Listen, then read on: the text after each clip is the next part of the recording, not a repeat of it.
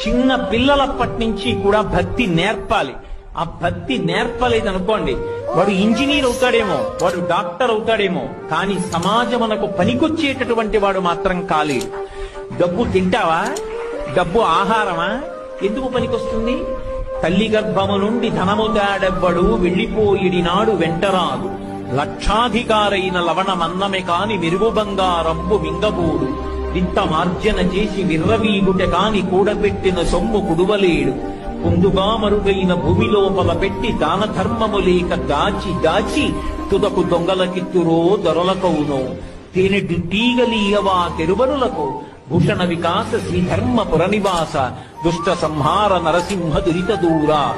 ఎంత కాలము భక్తి కలిగి ఉంటాడో అంత కాలము ఉన్నతమైనటువంటి భావనలు ఏర్పడతాయి. ఉన్నత